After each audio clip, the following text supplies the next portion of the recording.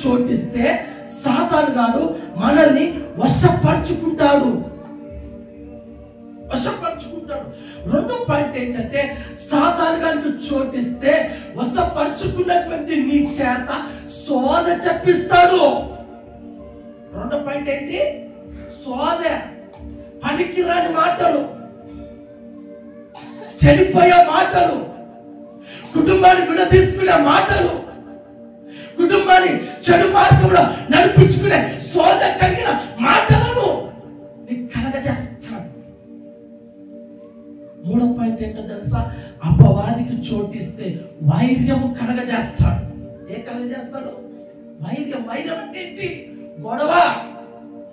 ఇప్పటి వరకు నీ భర్తతో బాగా ఉన్నావు, ఇప్పటి వరకు నీ పిల్లలతో బాగున్నావు, ఇప్పటి వరకు బాగున్నావు, అంతలోనే నువ్వకాన్నో నీళ్ళకాన్నో ఏంటండి అర్థమవుతుందా?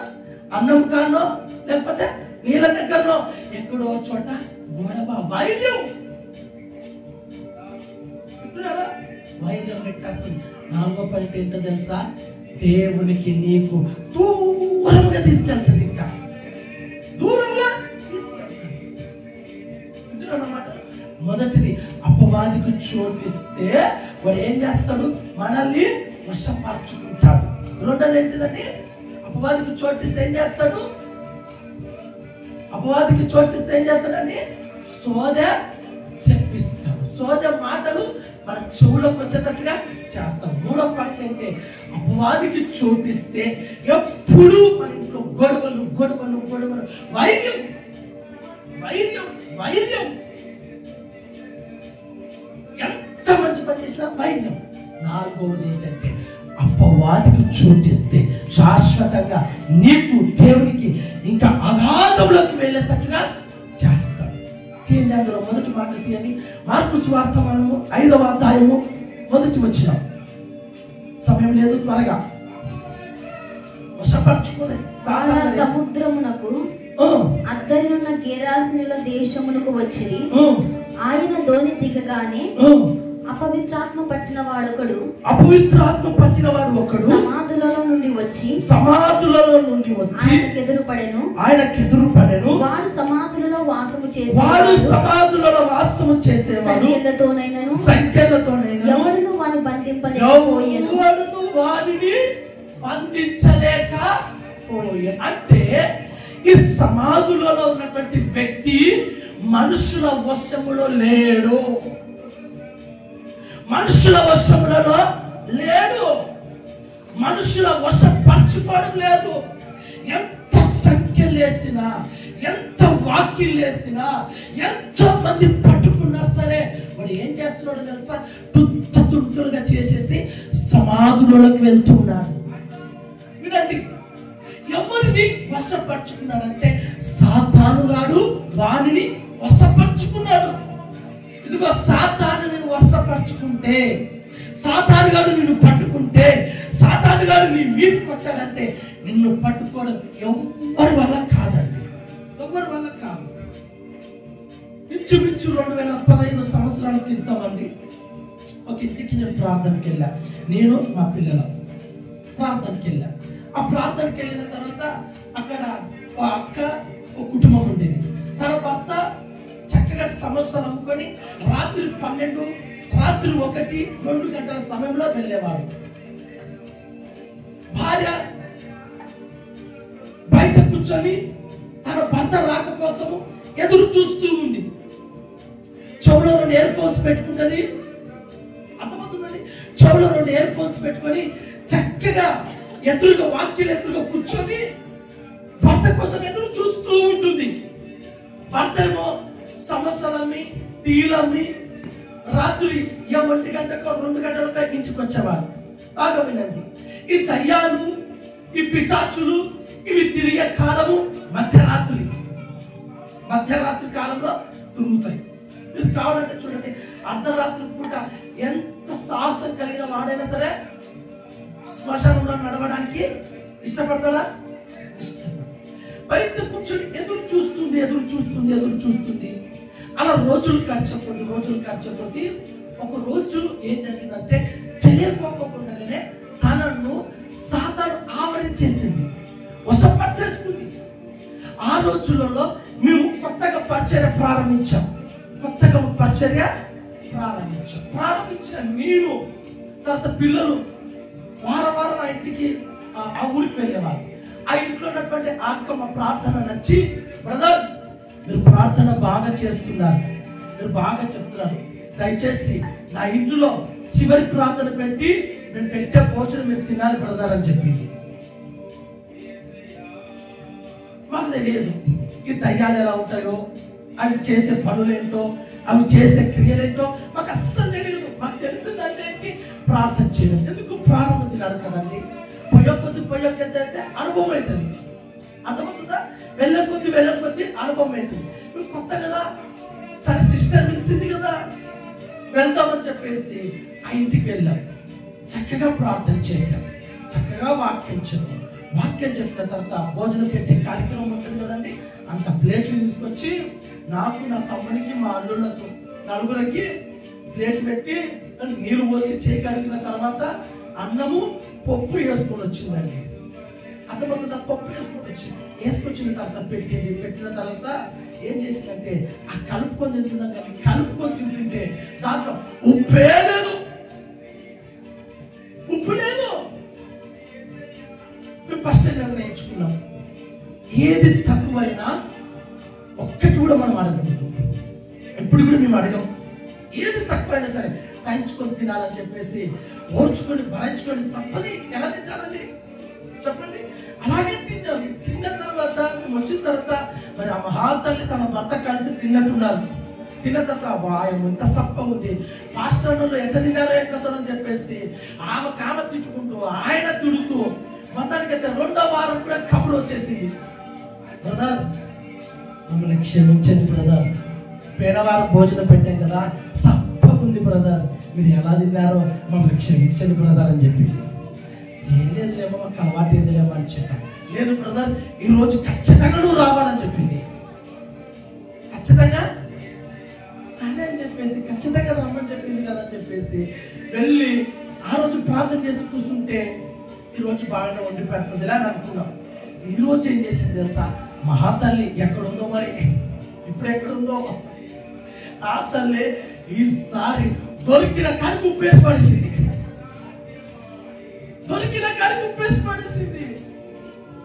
సంపదైతే ఎలాగో అలాగ ఓర్చుకొని తినొచ్చు. ఉప్పు ఎక్కువైతే మీరు చెప్పండి, ఉప్పు ఎక్కువైతే సాధ్యమేనా? అట్టనే ఆ అట్టమైనప్పుడు నీరు పోసుకొని అట్టనే తింటాం.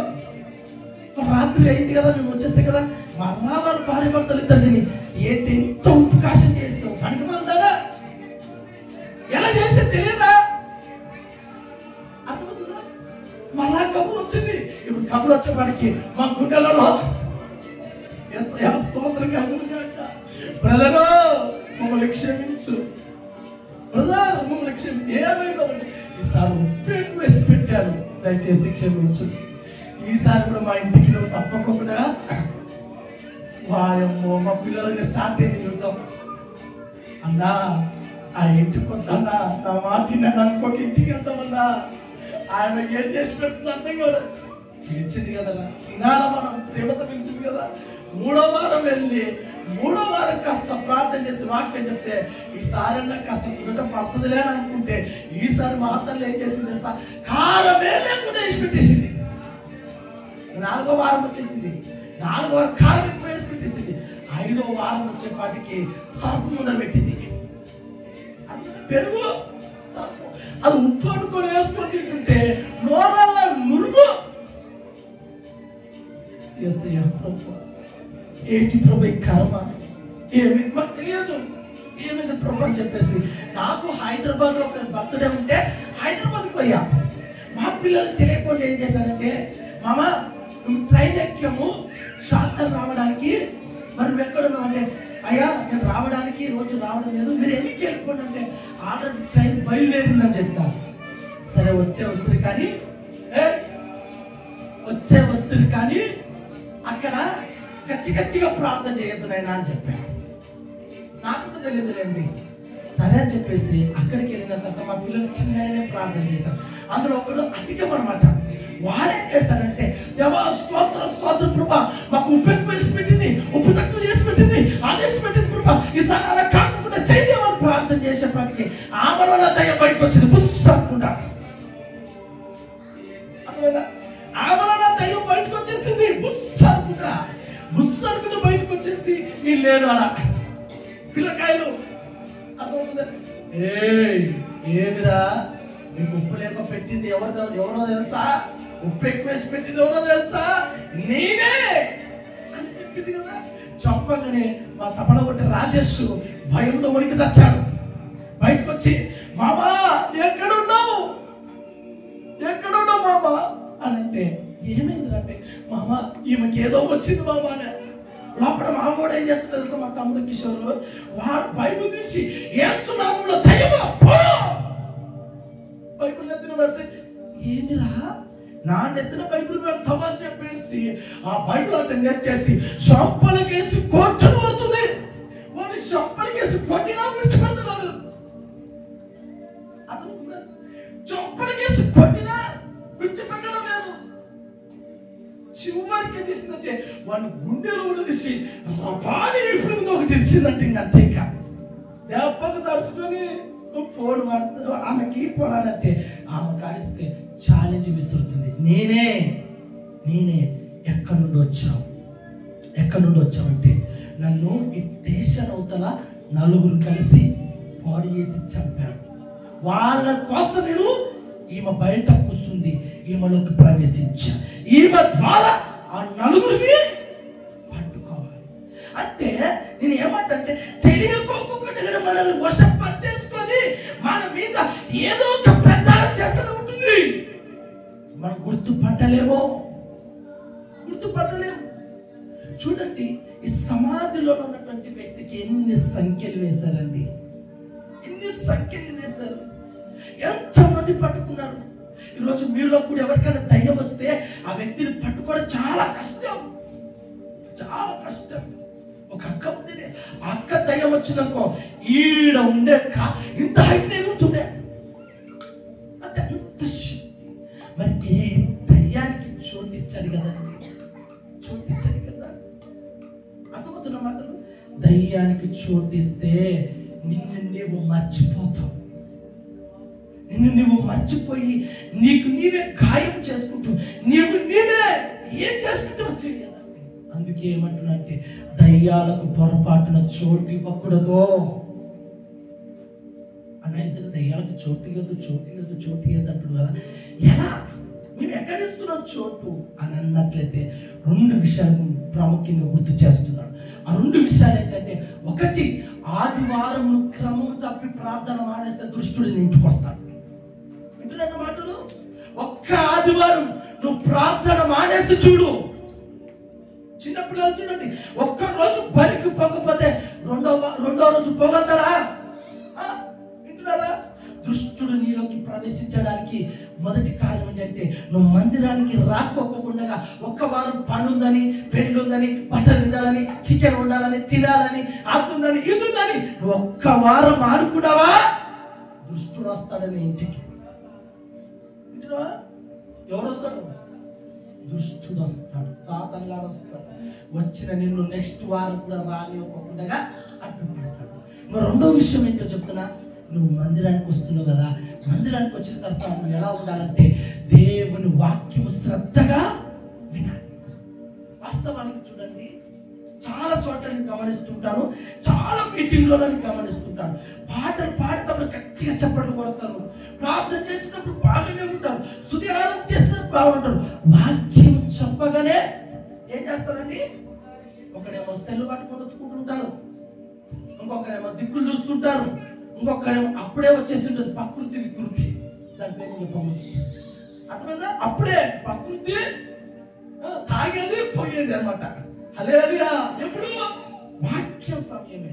ఈ 2 నువ్వు గనక విడిచిపెడితే అవ్వలీలలుగా దుష్టుడు నీలోకి జ్వరపడతాడు. ప్రార్థన రావడం క్రమం తప్పకూడదు. అర్థమవుతుందా? 2 వాక్యము వినకుండా ఉండడం క్రమము తప్పకూడదు. వాక్యం వింటున్నాడు, అలా వింటే దుష్టుడు నీలోకి ప్రవేశించలేడు. మరి ఈ వ్యక్తి ఈ వ్యక్తి మరి ఎక్కడ సాతానుకు చోటించాడో మీకు ఈ పాటికే అర్థమైంది అనుకుంటున్నాను నేనైతే. అర్థమవుతుందా? సమాధులలో గాయపరుచుకునేవాడు, సమాధులలో కూడగట్టుకునేవాడు. కానీ యేసు ప్రభు ఎంత మంచోడో తెలుసా అండి, ఎంత మంచోడో తెలుసా? అయ్యో కుమారుడు అంతా నలిగిపోతున్నాడే, అయ్యో రాళ్లతో కొట్టుకుంటున్నాడే, వాడు ఎవ్వరు బంధించలేకపోతున్నారే, వాడు ఎవ్వరు కట్టివేయలేకపోతున్నాడు అని చెప్పేసి యేసు ప్రభు ఏం చేశాడో తెలుసా? ఒక దోణ కట్టుకొని ఆయన సంచరిస్తున్నటువంటి సమాధులు అనబడిన చోటికి దేవుడు వచ్చాడా లేడా? వచ్చాడా లేదా? అర్థమవుతుంది నా మాటలు? వచ్చిన దేవుడు ఏం చేశాడో తెలుసా? ఏం చేశాడో తెలుసా? వాడిలో ఉన్న దయ్యాలు పందులకు పోయేటట్టుగా దేవుడు చేస్తాడు. నేను అంటాను, ఈ రాత్రి నువ్వు సాతానుకు చోటిచ్చావేమో, అపవాదికి చోటిచ్చావేమో, అపవాదికి చోటిచ్చిన, సాతానికి చోటిచ్చిన నీలో నుండి ఈ వాక్యము ద్వారా బయటికి పారిపోవునుగాక. యేసయ్య ఈ వాక్యము రూపంలో నీకు ప్రత్యక్షమవునుగాక. యేసుక్రీస్తు వాక్యము నీ హృదయంలో నాటుడుగాక. ఛాలెంజ్ ఇచ్చింది కదండి. ఏం చేసింది తెలుసా? సాతాను నాకేమని తెలుసా? నువ్వు గనుక నాలో ఉన్న నువ్వు గనుక ఈమెలో ఉన్నటువంటి నన్ను వెలగొట్టగలిగితే ఇంక ఎప్పుడు నేను, ఒక్కవేళ నువ్వు గనక నన్ను వెళ్ళగొట్టలేకపోతే నీ ఫ్యామిలీ ఉంది చూడని చెప్పేసి భయపెట్టిందండి. ఫోన్లోనే నీ ఫ్యామిలీ ఉంది అని భయపెట్టి 2 రోజులు సమయం తీసుకున్నాను అంతే. 2 రోజులు సమయం తీసుకొని నేను నా పిల్లలు అందరు ఫుల్ ఫాస్టింగ్ ఉన్నాను. ఫుల్ ఫాస్టింగ్, మీరు నమ్ముతారో నమ్మరో, ఫుల్ ఫాస్టింగ్ ఉన్న తర్వాత 6వ వారం వాళ్ళ ఇంటికి వెళితే ఆవిడ దయ్యం రాలేదు, పిశాచి రాలేదు, ఏది రాక మంచి భోజనం అంటే చక్కటి భోజనం. ఒకసారి ఆ రైల్లో కనపడితే ఇలా ఉన్న అక్క ఇంత లావు అయిపోయి చక్కగా పల్లీలు ఆ ట్రైన్లో అమ్ముకుంటూ, అన్నా మీరు ఆ రోజు రాకపోతే మరి నేను బ్రతికేదాని కాదు. ఇంటికక్క ఎప్పటికైనా అర్ధరాత్రి పూట బయట వచ్చి కూర్చోకూడదు అక్క. ఎప్పుడు అర్ధరాత్రి పూట నేను ధైర్యవంతుడిని, నేను సాహసవంతుడిని, ఇదిగో ధైర్యం నన్ను చూసి పారిపోతుంది, నేను నిప్పు అంటిస్తా, వీడు అంటిస్తాను, పనికిరాని మాటలు చెప్పామంటే నిప్పుకు భయపడదు, నీరుకు అది ఉండేదని నిప్పులోన. ఏంటంటే అవునా కదా? అవునా కదా?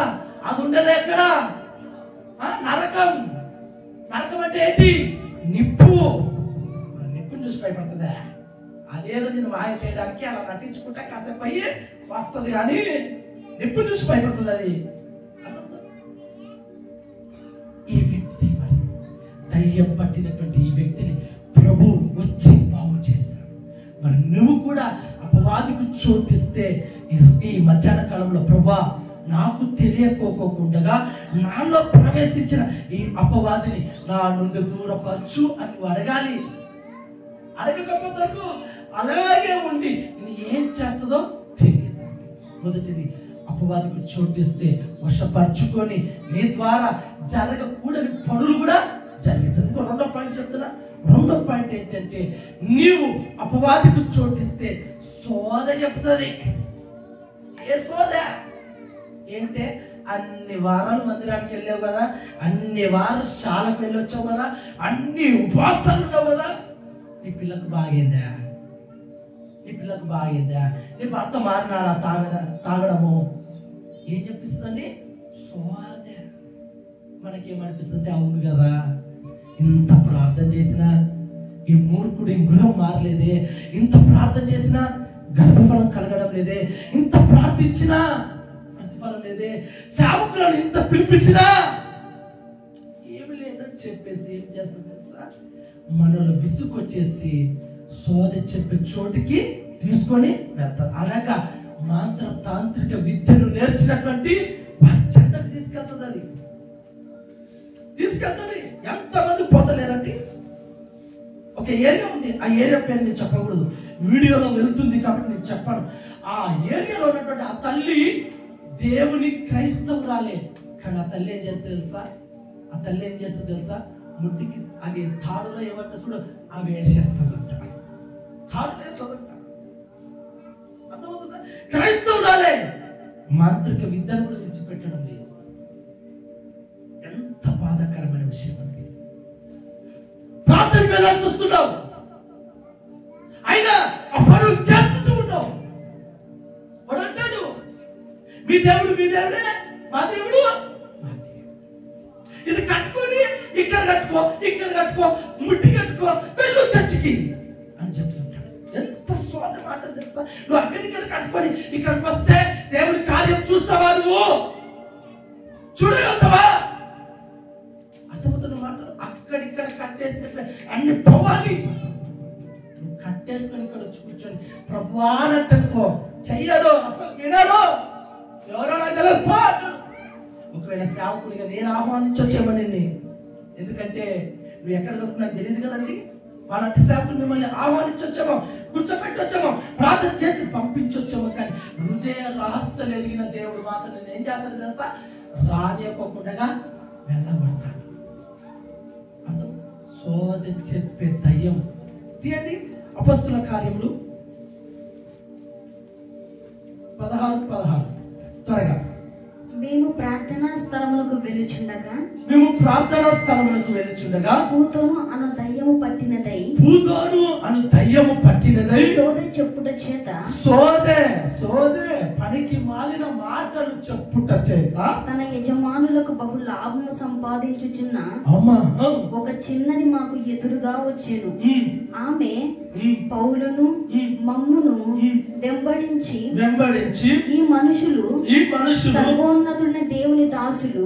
బాగా వినండి, నా వైపు చూడండి. సమాధులలో ఉన్నటువంటి వ్యక్తి సాతాను వశపరుచుకున్నప్పుడు దేవుడు ఎదురు వెళ్ళాడు. వింటున్నారా మాటలు? దేవుడు అతని చెత్తకెళ్ళి వశపరుచుకున్నటువంటి దయ్యాన్ని వెళ్ళగొట్టాడు. రెండో పాయింట్ ఏంటంటే, సోద చెప్పే దయ్యం దగ్గరికి ఎవరు పంపించాడండి? ఎవరు పంపించాడు? సేవకులను పంపించాడు. సోద అదొక వ్యాపారం, అదొక వ్యాపారం. చిన్నదండి, చిన్నది. సాతానికి చిన్న పెద్ద తరం అనలేదు. నువ్వు ఉపయోగకరం ఉన్నావా తీసుకొని వెళ్తుంది. తనకి ఇష్టమైన పనులు నీ చేత చేయించుకుంటుంది. తనకి ఇష్టమైనటువంటి క్రియలు నీ చేత జరిగించుకొని దేవునికి నీకు దూరం చేసేస్తుంది. చెప్తా లాస్ట్ పాయింట్ లో టైం ఉంటే. అర్థమవుతుందా? సోద చెప్తుంది పనికి రాని మాటలు. ఇన్ని పనికొచ్చే మాటలు చెప్తున్నాం కదండి. ఒకసారి నా వైపు చూడండి. ఇన్ని పనికొచ్చే మాటలు చెప్తున్నామా లేదా? ఇంత ఆదరించే మాటలు మేము చెప్తున్నామా లేదా? ఇంత బలపరిచే మాటలు మేము చెప్తున్నామా లేదా? ఇంత మిమ్మల్ని ఆదరించే మాటలు చెప్తున్నామా లేదా? ఆత్మలో కట్టుపడే మాటలు ఇంత చెప్తున్నామా లేదా? అయినా ఆ మాటలు చెబదాటి మాంత్రికుల దగ్గరికి వెళ్తున్నాను. ఎందుకు? మాంత్రికుల కాడికి ఎందుకు వెళ్తున్నారు తెలుసా? పక్కన ఇంటి పక్కన ఎవరో ఒకరు నిన్ను చెడపగొట్టేస్తున్నారు,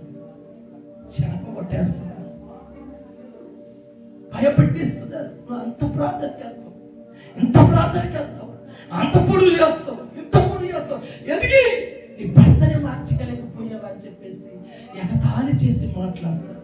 నేను చెప్పిన చోటికి రా, ఒక తాయత్తు ఇస్తాను. నేను చెప్పిన చోటికి రా, ఒక నిమ్మకాయ ఇస్తాను. నేను చెప్పిన చోటికి రా అని 3 ముక్కలు చెప్పే పాటికి సేవకుడు చెప్పిన ఇన్ని వాక్యాలు, ఇన్ని మాటలు ఏం చేస్తున్నాం తెలుసా? గాలికి వదిలేస్తున్నామండి. గాలికి వదిలేసి ఇంటి పక్కన చెప్పిన ఆమె మాటలు, ఆమె సోద మాటలు పట్టుకొని పరుగులు పెడుతున్నాం. ఎంత బాధకరమైన విషయం. ఏం చేస్తాడు తెలుసా? సాతాను గాడు ఏం చేస్తాడు? అలా తీసుకొచ్చుకున్న నిన్ను ఆ 2-3 రోజులు బాగుండేటట్టు చేస్తాడు, కానీ మరలా పాత రోగమే. అర్థమవుతుందా? మరి ఈ పుతోను దయ్యము పట్టిన ఈమె అలా ఉండకూడదని తన సేవకులను ఎదురు పంపించాడండి.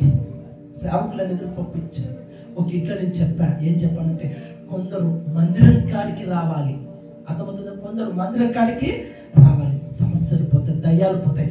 కొందరు ఇళ్ళకి సేవకులే రావాలి. అర్థమవుతుందా? సేవకులే. మరి పుతోను దయ్యం పట్టిన ఈ చిన్నది ఆ పౌలు గారు వెళ్ళకపోయింటే ఆ చిన్నది పరిస్థితి ఏంటో ఒక్కసారి మీరు మనసు పెట్టి ఆలోచించండి. ఈ సేవకుడు కూడా ఈరోజు మీకు చెబుతూ ఉన్నాడు. మీకు తెలియకోకుండా సోద మాటల చేత మిమ్మల్ని భయభ్రాంతులకు గురి చేసి సాతాను నివసించే చోటుకి తీసుకెళ్తాడు. అందుకే చోటు ఇవ్వద్దు. చోటిస్తే నశిస్తాం. సోద చెప్తాను. మూడో పాయింట్ ఏంటో తెలుసా? సాతానికి చోటిస్తే వైర్యం, గొడవ, కొట్లాట. ఒక ఇంటికి నన్ను పిలిచారండి. వెళ్ళాను ప్రార్థనకి వెళ్ళిన తర్వాత ఆ ఇంట్లో ఉన్నట్టుండి దైవం ప్రత్యక్షమైంది ఆమెలో. నాకు తెలుసు ఈ పేర్లు చెప్తే ఎంత రాధాంతం అవుతుందో. ఆ ఇంటి వాళ్ళు ఏం చేస్తుంటే, అన్నా ఫస్ట్ తను వేరేట్లా కడుకో, నాకు డౌట్ ఉందన్నా, పలనోడే చేసి పంపించింటాడు, నాకు డౌట్ ఉందన్నా, ఆ సచ్చినదే మళ్ళా మా ఇంటికి, నాకు డౌట్ ఉందన్నా, ఆ సచ్చినోడు మా ఇంటిని విడిచిపెట్టక. నేను ఏ ఇంటికి వెళ్ళినా దయ్యాలు వచ్చినవి అర్చకోకుండా సౌండ్ చేయకోకుండా వెళ్ళిపోవాలన్నట్టుంటా. పేరు చెప్పించి రాధాను సృష్టించి నేనేమో పేరు చెప్తానా, నా మూడో నేను ఇంటికి వస్తానా, తర్వాత ఎవరో కొట్లాట పడుతుందమ్మా? చెప్పండి, మీరే ఆలోచన చేయండి. మీకు అర్థమైపోయింది. నేను నవ్వుతున్నానంటే ఎవరెవరు కొట్లాట పడుతుంది? ఆ కొట్లాట కాస్త ఆ గాలికి ఈ గాలికి అక్కడిక్కడ అంటుకొని ఎవరి దగ్గరకు వస్తారు? నా దగ్గరకు వచ్చేస్తారు. నువ్వు పాస్టర్ వేనా? పనికి మానవుడా, నువ్వు పాస్టర్ వేనా? ఇంటికి వచ్చి ప్రార్థన చేసిపోక మాకు దయ్యం ఉందని చెప్పావు, ఆమె మా మీద కొట్లాట, ఎప్పుడు గొడవ గొడవ గొడవ. నువ్వు చెప్పిన దానికి ఇప్పుడు మళ్ళా మేము వెళ్ళి అమ్మా ఆమెలోనే దయ్యము అది కాదంటలే తల్లి అంటే ఇంటదా? నేనేం చెప్తానంటే వైర్యం పుట్టిస్తుంది, గొడవలు పుట్టిస్తుంది, కొట్లాట పుట్టిస్తుంది. చిన్న విషయంలో ఇందాక చెప్పారు కదా, అన్నం తినే దగ్గరనే గొడవ స్టార్ట్ అవుతుంది, నీళ్ళు తాగే దగ్గరనే స్టార్ట్ అవుతుంది, బట్టలు వేసుకున్న దగ్గరనే స్టార్ట్ అవుతుంది, ఎక్కడో స్టార్ట్ కాదు. అక్కడే ఆ వైర్యం కాస్త పెద్దదై తలలో పగలు కొట్టుకున్న కాడికొచ్చి టేషన్ పాలై నరకం. చూస్తారా వాక్యం కూడా? న్యాయాధిపతుల గ్రంథము. సమయం లేదు కాబట్టి టక చెప్పేసి వెళ్తున్నాను. మీరు కూడా చక్కగా నన్ను ఫాలో అవుతున్నారు. దేవుడు మిమ్మల్ని కూడా దీవించి ఆశీర్వదించి మీ హృదయాలలో ఉన్నటువంటి దుష్టుడికి చోటు వేసుగాక. మీ హృదయాలకు చోటు వేస్తారా? ఇంకా మీ ఇష్టమైతే. న్యాయాధిపతుల గ్రంథము 9:23-24. 9వ అధ్యాయము. అబీమెలెకు 3 సంవత్సరాల ఇజ్రాయెల్ మీద ఏలికై ఉండేను. అప్పుడు యెరుబాయేలు 70 మంది కుమారులకు చేయబడిన ద్రోహ ఫలము వారిని చంపిన అబీమెలెకును వారి సహోదరుల మీదకి అతడు తన సహోదరుల చంపునట్లు అతని చేతులను బలపరిచి షెకెము యజమానుల మీదకి వచ్చినట్లుగా వారు చేసిన ప్రాణహత్య వారి మీదకి వచ్చినట్లు దేవుడు అబీమెలెకును షెకెము యజమానులకు వైర్యము కలుగుటకై వారి మీదకి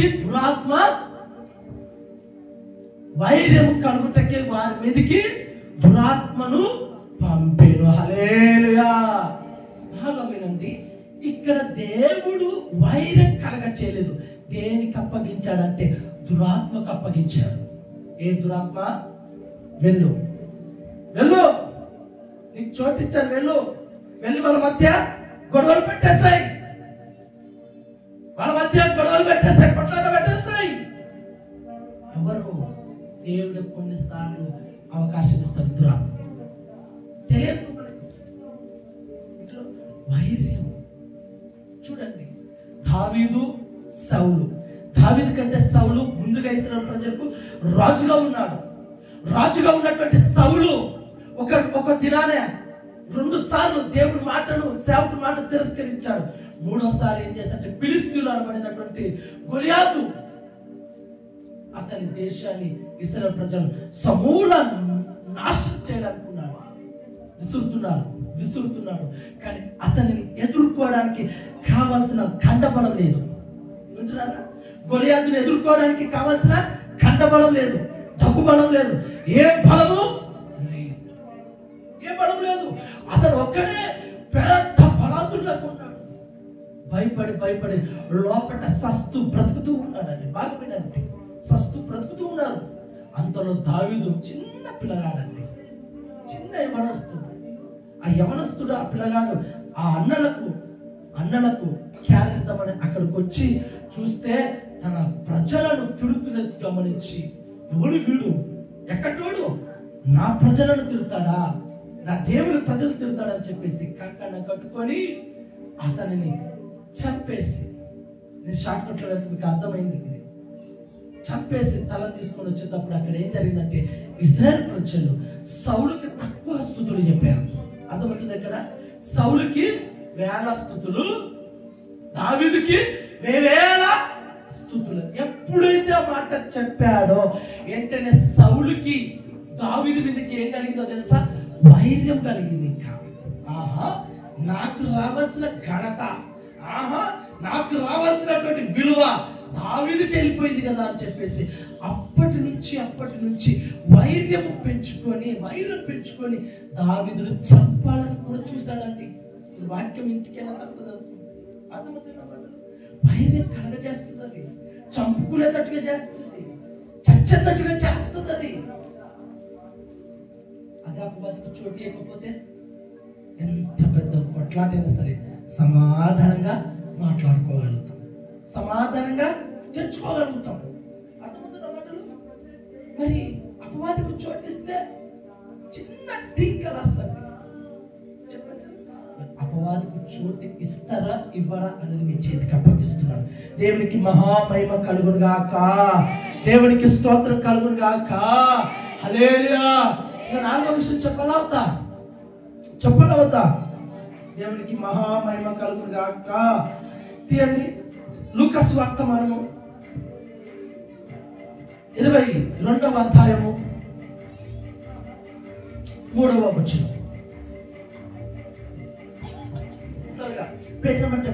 అంతటా 12 మంది శిశువుల సంఖ్యలో చేరిన ఇస్కరియోతు అనబడిన యూదాలో సాతాను ప్రవేశించను గనుక వాడు వెళ్ళి ఆయనను వారికి ఎలాగో అప్పగించవచ్చునో దాని గురించి ప్రధాన యాజకులతోనూ అధిపతులతోనూ మాట్లాడాను. అందుకు వారు కూడా సంతోషించి వారికి ద్రవమిచ్చి సమ్మతించుడు. వాడు అందుకు ఒప్పుకొని జనసమూహం లేనప్పుడు ఆయన వారికి అప్పగించుటకు తగిన సమయమును బాగా వినండి. 4వ పాయింట్ ఏంటంటే దేవునికి మీకిని దూరం అంటే నేనేమంటే సమయం వెతుకుతూ ఉంటాడనమాట.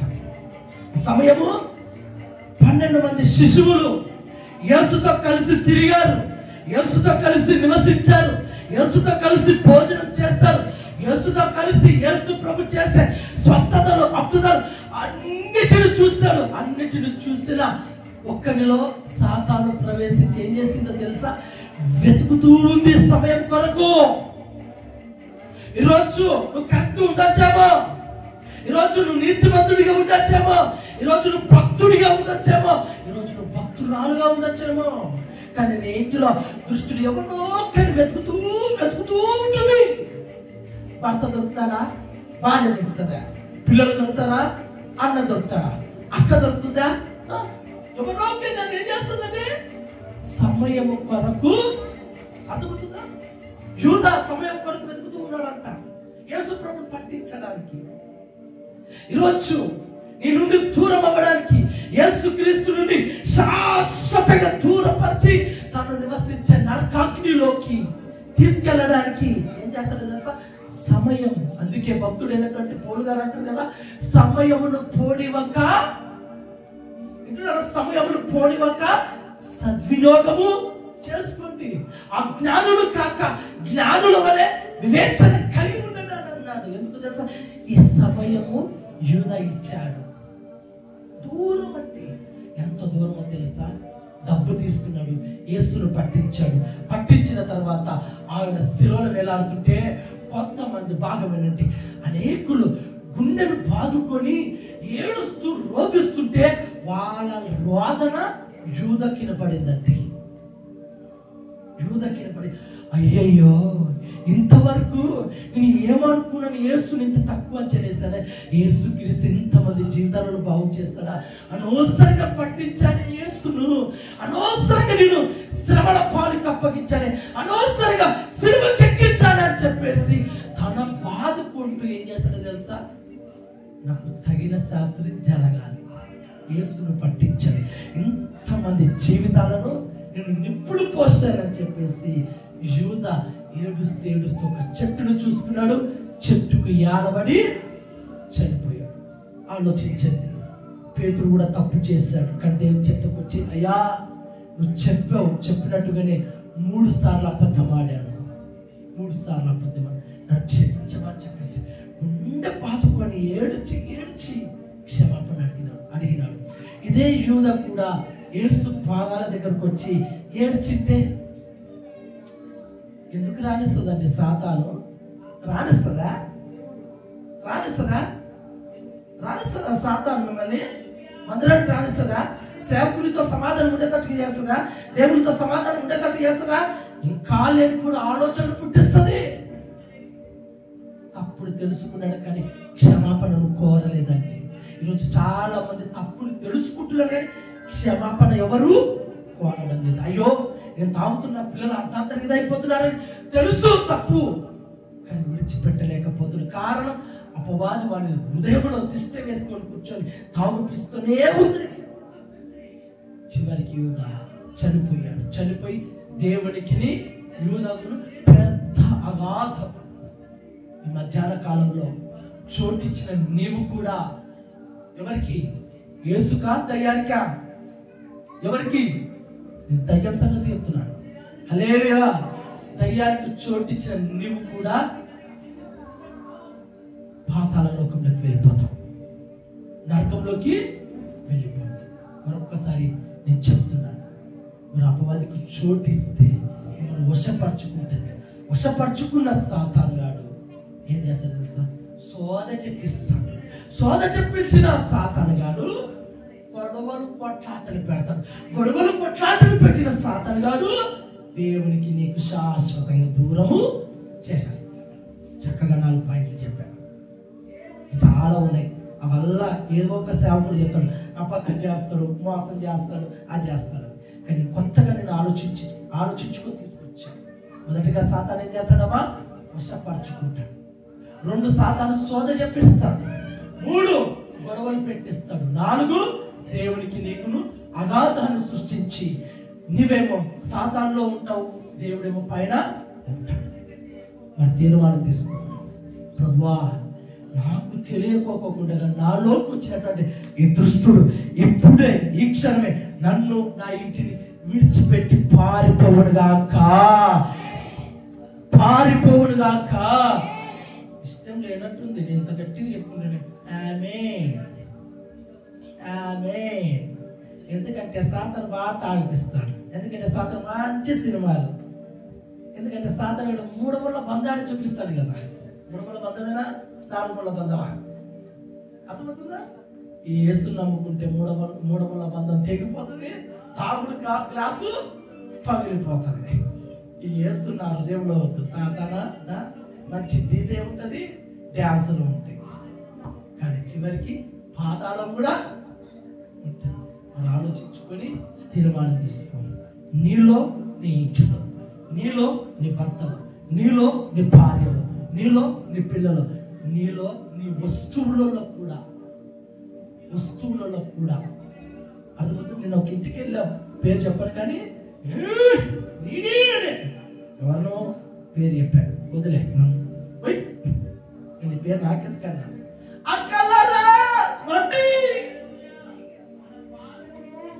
పిలిచేపాటికి ఇద్దరు ముసలాడు టింగు టింగు టింగు టింగు అనుకుంటా, అర్థమవుతుందా? టింగు టింగు అనుకుంటా.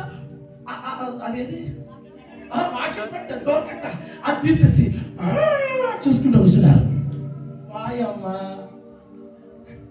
ఈ తల్లి కొంప కొలరు వేసేటట్టుందే.